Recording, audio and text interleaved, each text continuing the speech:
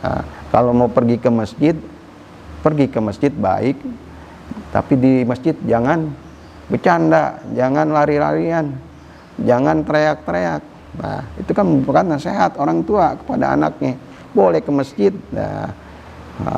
tapi kita beri nasihat ke anak kita, jangan main lepas-lepas aja. Nah, ini ada hubungannya. Jadi kan zaman sekarang ini kan banyak bapak-bapak sama ibunya suruh aja anaknya sholat ke masjid sono, pergi. Anaknya pergi dah ujuk-ujuk, bapaknya masih di rumah. Nah, dia di sini kelewaran kemana-mana. Nah, jangan sampai begitu. Jadi kalau emang ini ajak, tuntun anak kita ya, karena sendalnya kita itu merupakan saksi kita nanti di yaumil akhir. Nah, kita ajak tuh anak kita tuh, kita tuntun, jangan suruh berangkat aja, ntar di masjid dibecanda ini. Nah.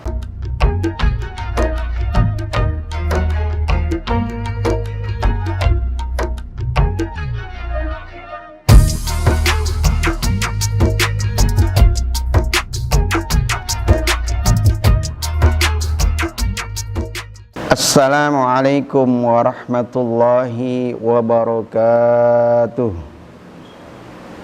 Ya Rabbi bil Mustafa balligh maqasidana waghfir lana ma madha ya wasi'al karami. Ya Rabbi bil Mustafa balligh maqasidana waghfir lana ma madha ya wasi'al karami.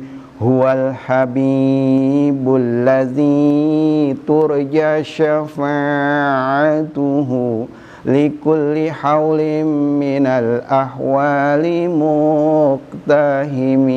Ya Rabbi bil Mustafa balligh maqasidana waghfir lana ma madha ya wasi'al karami. Muhammadun sayyidul kaunaini wassaqalain wal fariqaini min urbi wa min ajami. Ya Rabbi bil Mustafa balligh maqasidana waghfir lana ma madha ya wasi'al karami. Ya Rabbi bil Mustafa balligh maqasidana waghfir lana ma madha ya wasi'al karami. Allahumma salli wa sallim wa barik alaihi wa ala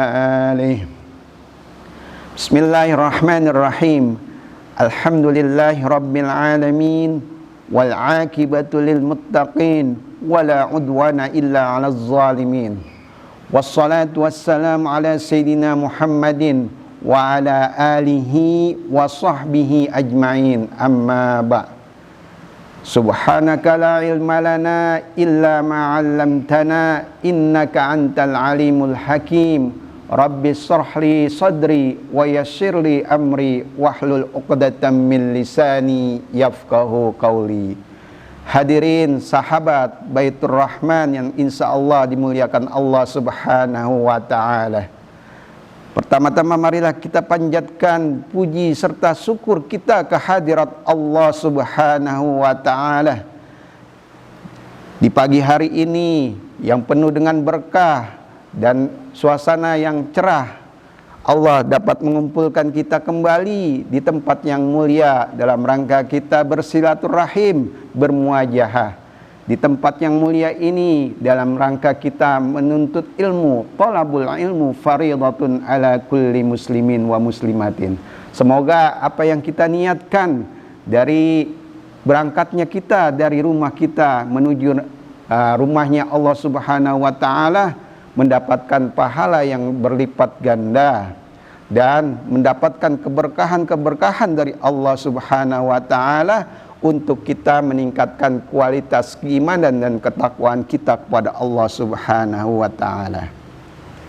Salawat dan salam tak lupa kita panjatkan kepada junjungan kita baginda Muhammad Rasulullah sallallahu alaihi wasallam beserta keluarga, sahabat dan para pengikutnya hingga yaumul kiamah nanti. Semoga salawat dan salam kita ini mendapatkan cucuran rahmat darinya, dan nanti di yaumil akhir kita mendapatkan syafa'atul uzma dari baginda Rasulullah sallallahu alaihi wasallam. Sahabat Baitur Rahman yang insya Allah dimuliakan Allah Subhanahu wa taala. Kemarin-marin kita sudah mengkaji prosesnya, dari proses pertemuan antara ta'aruf, dari ta'aruf berlanjut ke bab pernikahan. Setelah pernikahan ada proses itu, proses yakni mawaddah warahmah, diberikannya amanah oleh Allah Subhanahu wa taala seorang bayi. Nah, dari bayi itu kan tadi prosesnya udah tuh kemarin kita bahas, dari proses mitoni, proses akikah dan sebagainya. Nah, sekarang nih berlanjutlah kita mengkaji prosesnya, proses pendidikan anak usia dini, yang istilahnya nih zaman sekarang ini pada zamannya milenial bilangnya parenting. Nah, kita sih biasanya tuh kalau orang-orang dulu tuh ngomongnya sih ngedidik anak supaya menjadi anak yang soleh dan soleha.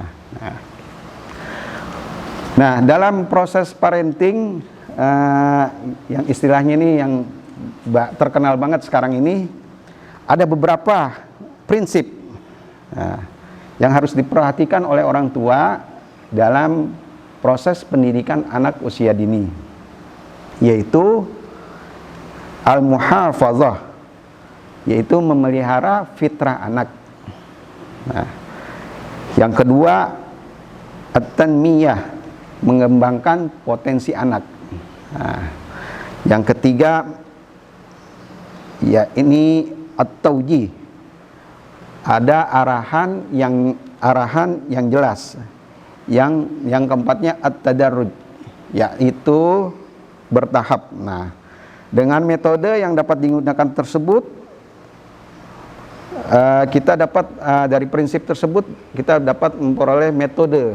Untuk metodenya keteladanan, nasihat, kisah, pembiasaan, perumpamaan, targhib dan tarhib. Nah, pada pagi hari ini insya Allah kita akan bahas nih cara-caranya gimana mendidik anak. Nah,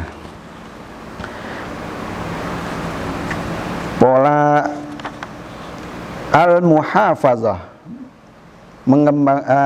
al-muhafazah yakni memelihara fitrah anak.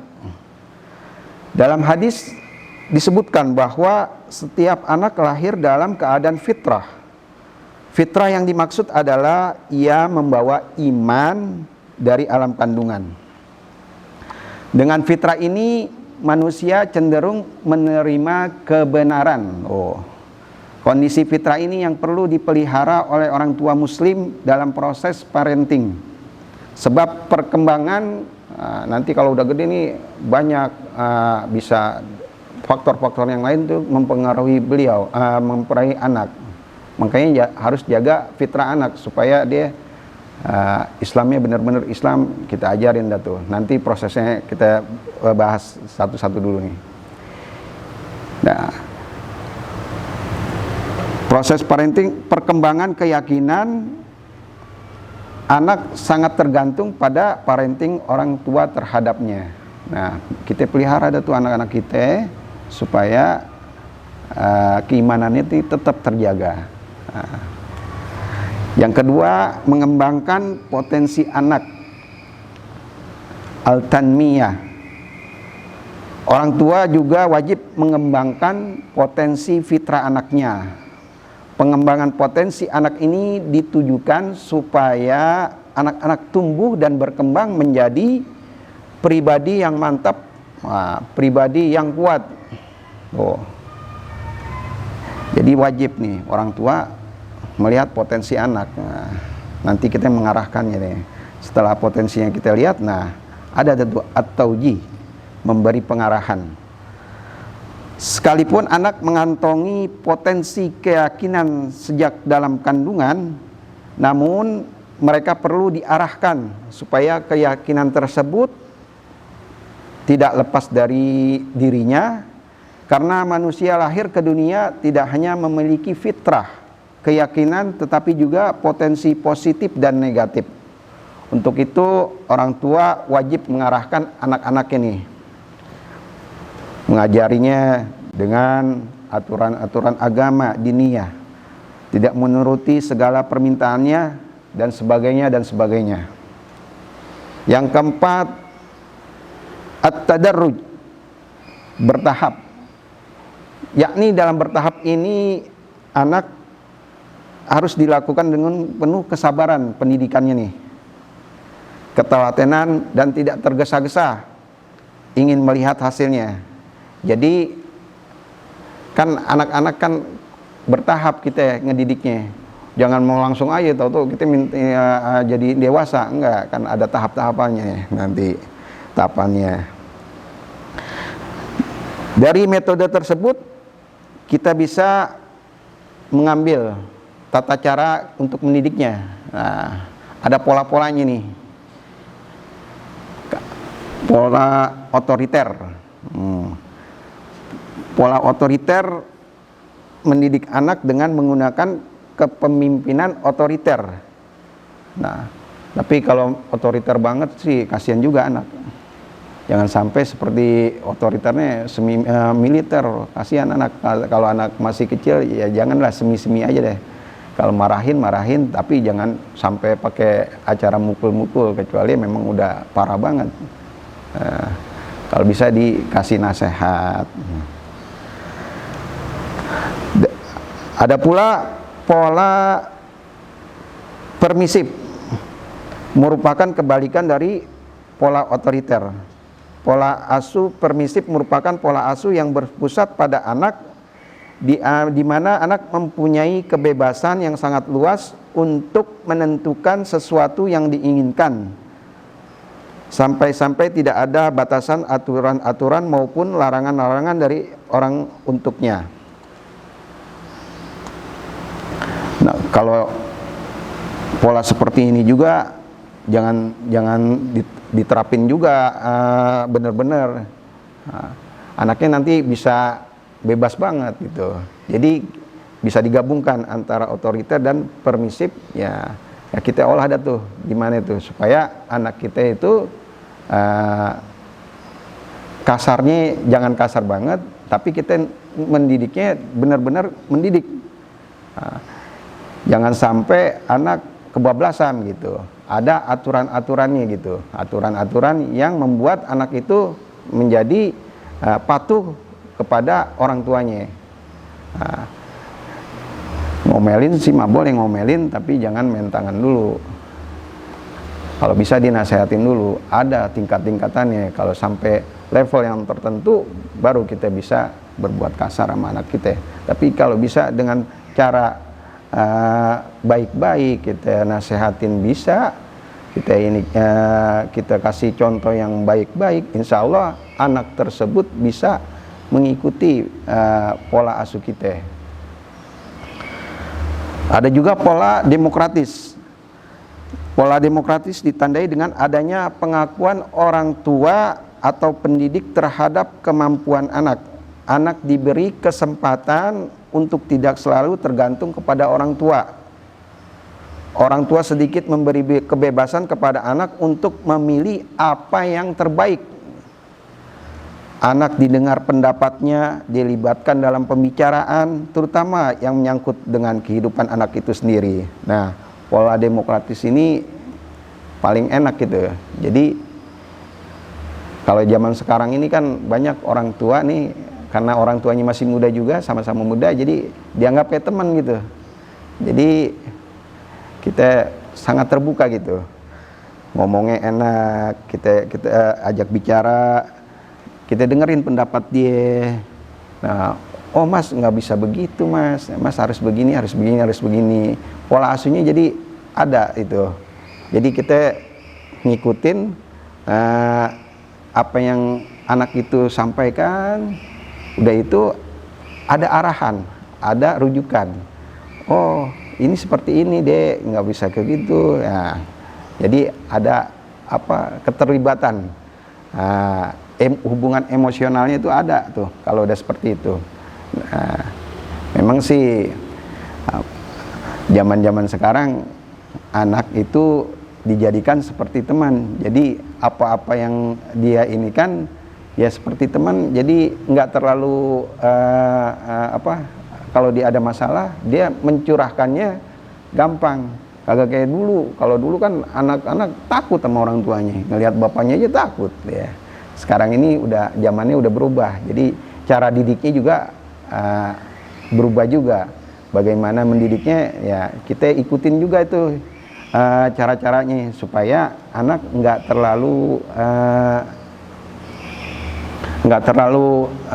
ini dia takut sama orang tuanya. Jadi kalau ada seperti itu kan dia bebas mengungkapkan pendapat, kita libatkan dalam pembicaraan gimana-gimana. Jadi ada hubungan emosional. Nanti pas nanti setelah besar anak itu nggak canggung. Ada masalah pasti dia cerita. Ada ini nih dia pasti cerita. Nah, gitu. Untuk metode-metodenya kita dapat mengikuti metode keteladanan. Nah, keteladanan dalam parenting diperlihatkan oleh orang tua pada anaknya, yaitu contoh perilaku dan ucapan yang patut diikuti oleh anak dalam bertindak. Nah, kalau keteladanan kita kagak usah jauh-jauh. Kita punya nabi yang baik akhlaknya, yang paling baik akhlaknya, yang paling baik tutur katanya, yakni baginda Rasulullah sallallahu alaihi wasallam, di mana Allah Subhanahu wa taala mengabadikannya dalam surat Al-Qur'an, surat Al-Ahzab yang berbunyi A'udzubillahi minasyaitonir rajim. Bismillahirrahmanirrahim. Laqad kana lakum fi Rasulillahi uswatun hasanah liman kana yarjullaha wal yaumil akhir wa dzakarallaha katsira. Sesungguhnya pada diri Rasulullah itu terdapat suri tauladan yang baik, yaitu bagi orang yang mengharap rahmat Allah dan kedatangan hari kiamat, dan dia banyak menyebut asma Allah. Nah, surat Al-Ahzab ayat 21. Metode keteladanan. Jadi anak-anak kita contohkan nih baginda Rasulullah. Nah, bagaimana cara minum dia, makan dia, sampai tidur, sampai bangun tidur juga diajarin doa-doanya. Nah, itu kan merupakan suatu bentuk keteladanan. Tuh, dari pagi sampai ketemu malam, ketemu pagi lagi, Rasulullah ngajarin tuh. Nah, bagaimana Allahumma barik lana fima razaqtana wa qina azabannar. Tuh makan, setelah makan dibaca lagi alhamdulillahilladzi at'amana wa saqana wa ja'alna muslimin, sampai tuh masuk kamar mandi, sampai dibangun Allahumma ahyana ba'dama amatana wa ilaihin nusur. Tuh Nabi memberikan teladan kepada umatnya. Ya, umatnya bisa kita ambil teladan itu untuk kita didik ke anak-anak kita. Nah, yang kedua, metode keteladanan, metode nasihat. Nah, nasihat ini mau'izatul hasanah merupakan istilah suatu istilah metode nasihat. Untuk metode ini masih relevan, mengingat dunia anak masih dunia meniru, baik meniru perbuatan atau ucapan dari orang tuanya. Nah, nasihat. Jadi kalau kita ngomong sama anak, jangan sampai kita ngomong yang kasar-kasar. Kita ngomong yang baik-baik ke anak-anak. Kita beri contoh. Nah, Karena rumah pertama pendidikan itu yaitu madrasatul baiti. Madrasahnya ada di rumah. Nah, kita orang tua, istri kita ngajarin tuh anak gimana nasihat-nasihatnya, bagaimana menjadi orang yang baik. Kita nasihatin tuh anak. Jangan kalau sama temennya jangan suka berbohong pada teman-temannya, jangan berantem. Wah, kan itu nasihat-nasihat. Nah, kalau mau pergi ke masjid baik, tapi di masjid jangan bercanda, jangan lari-larian, jangan teriak-teriak. Nah, itu kan merupakan nasihat orang tua kepada anaknya. Boleh ke masjid, tapi kita beri nasihat ke anak kita, jangan main lepas-lepas aja. Nah, ini ada hubungannya. Jadi kan zaman sekarang ini kan banyak bapak-bapak sama ibunya suruh aja anaknya sholat ke masjid sono, pergi. Anaknya pergi dah ujuk-ujuk, bapaknya masih di rumah. Nah, dia di sini kelewaran kemana-mana. Nah, jangan sampai begitu. Jadi kalau emang ini ajak, tuntun anak kita. Ya, karena sendalnya kita itu merupakan saksi kita nanti di yaumil akhir. Nah, kita ajak tuh anak kita tuh, kita tuntun, jangan suruh berangkat aja, ntar di masjid dibecanda ini. Nah, jadi itu pesannya juga tuh kepada jamaah sekalian, pengurus juga, marbot jangan marah-marahin. Kalau nggak ada orang tuanya, laporin orang tuanya besok. Jangan dimarahin dulu, kasihan juga. Ntar besok-besok dia kagak mau ke masjid. Ya. Metode selanjutnya metode kisah. Nah, kisah-kisah ini membangkitkan keyakinan sejarah pada diri anak. Nah, di samping itu juga menambah spirit anak serta membangkitkan semangat untuk berkembang secara fitrah yang dimiliki. Nah,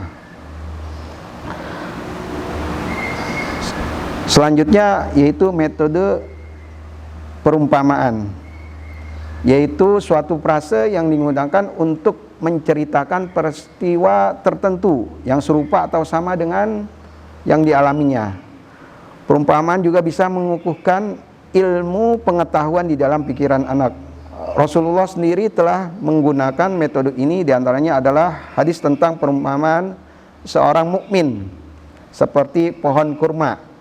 Dalam surat Ibrahim ayat 24-25 juga digambarkan yang artinya, tidakkah kamu memperhatikan bagaimana Allah telah membuat perumpamaan kalimat yang baik seperti pohon yang baik, akarnya kuat dan cabangnya menjulang ke langit. Pohon itu menghasilkan buahnya setiap waktu dengan seizin Tuhannya, dan Allah membuat perumpamaan ini untuk manusia agar mereka selalu ingat. Nah, metode perumpamaan. Jadi sesungguhnya metode ini dapat diterapkan oleh orang tua untuk memperhatikan perkembangan psikologi anak. Nah, perumpamaan yang tidak memerlukan penalaran panjang, sebab dunia anak dalam konsep parenting sebagaimana dijelaskan di atas adalah dunia meniru dengan pengetahuan bersifat konkret. Jika orang tua kurang mampu memperhatikan hal tersebut, lebih baik metode ini nggak usah digunain. Nah, selanjutnya metode targhib dan tarhib. Nah, istilah targhib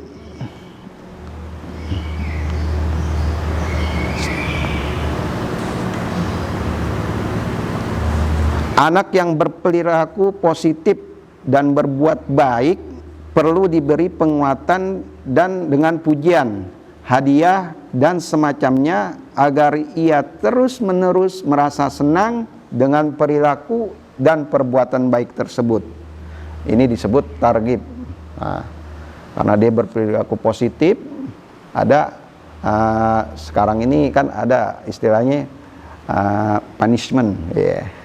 Karena dia berperilaku baik, berperilaku positif, jadi anak baik, jadi anak pinter, di sekolah dia nggak berbuat macam-macam, mempunyai nilai yang baik dalam pendidikannya. Nah, diberikan hadiah.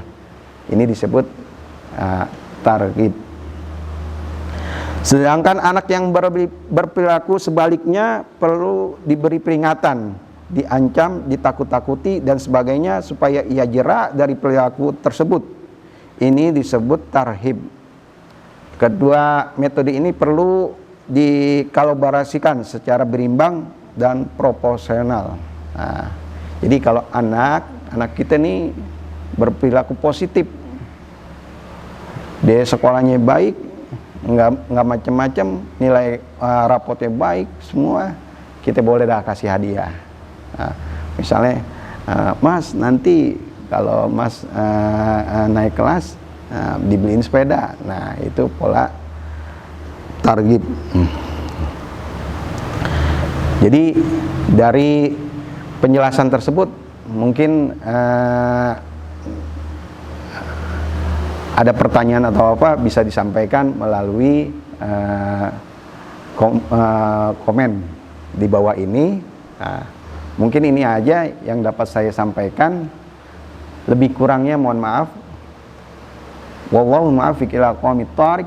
Assalamualaikum warahmatullahi wabarakatuh.